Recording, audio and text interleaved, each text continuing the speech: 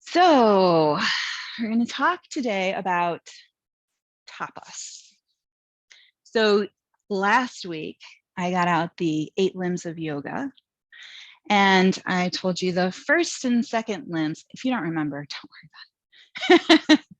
The first and second limbs are the ethical guidelines. And so ahimsa is the first of the yamas, the first limb.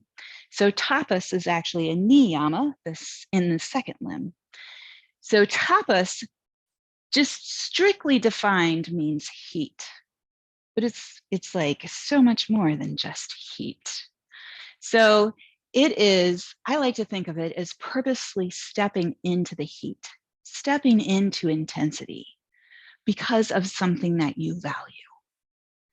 So you can use tapas not just on the mat. This is these yamas and niyamas, the ethical guidelines, apply to your whole life, but they definitely apply to the mat. So here we're purposefully coming in to that heat. And when you're choosing to do that, you can think of it more as self-discipline or dedication, or if you have, sort of a, what did I say here? Burning enthusiasm and passion. Sometimes I feel that for my yoga practice, and sometimes I don't. It's all okay. So we're trying to we're actually raising the temperature in a very physical way, but we're raising the temperature in an emotional way, a psychological way, and a spiritual way. All those things are happening in our yoga practice. So when you're making the choice to do vinyasa, because vinyasa already is a hotter type of practice, when there's more activity and it moves a little faster, you are choosing to cultivate even more tapas in this practice. It requires it of you. So know that this is one of those things that when we look at it from that ethical perspective, we use the tapas to burn away impurities, or I like to think of it more like when I come into a class that requires tapas, my energy, the stressors, the tensions that I just carry with me onto the mat, they get flushed out as I plug into using my energy for purpose. It seems to even out, bring in coherence, like the way that I'm feeling. And that leaves me afterwards feeling very relaxed and serene in a way that is harder to find just by other methods, other legal methods. So knowing that's, that's what we're doing here. So when I'm saying like burns through to purity, it doesn't have to seem so out of touch. It could just mean towards relaxation there.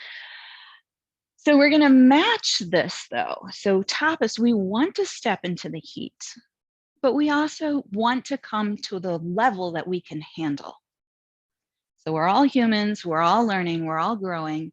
And so striving to be something that you're not and pushing yourself to do that is not helpful.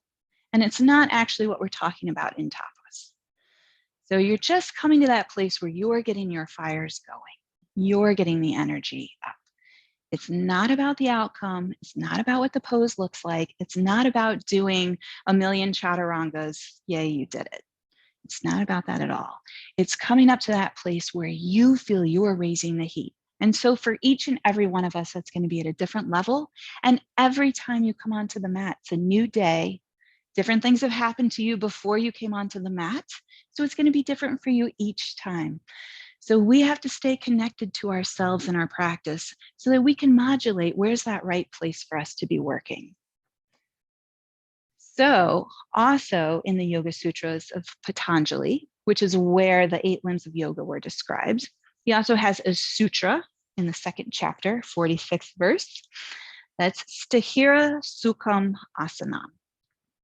So very directly, that means like steadiness, stability, or strength, the Sthira. Sukha means ease, or it actually means, very directly translated, good place. And then asam is the yoga postures. So here it's telling us to balance that strength, that stability, that steadiness, where we're calling in our energy, stepping into the tapas. We're balancing that with ease. So oftentimes I say, balance your effort and your ease. And this is what I'm talking about. So in each pose, you're going to come to a place where you can also relax.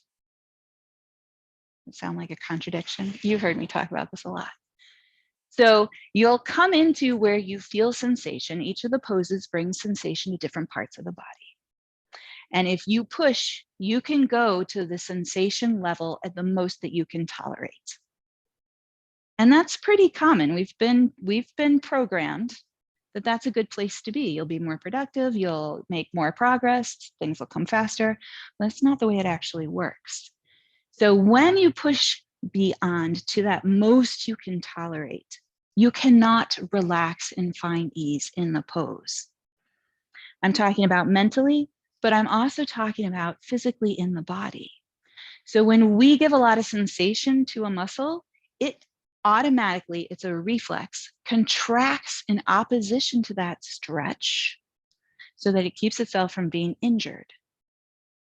So the more you push, the more it'll contract.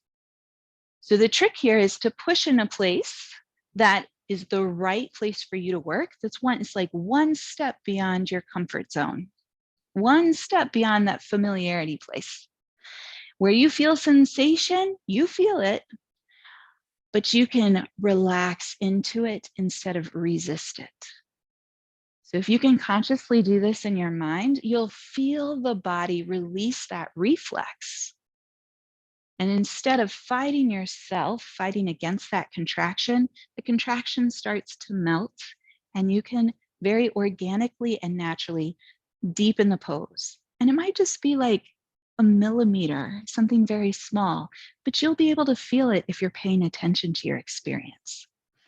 And that's the way we want to grow this pose. We want it to be at the place that's just right for your body, where you're not pushing yourself and actually out of connection with you when you push, but to build that connection with your experience and you, and start to gradually grow that comfort zone.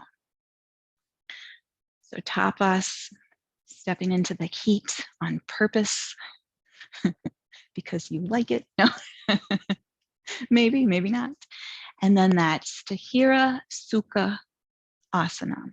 So balancing that effort and ease within each pose.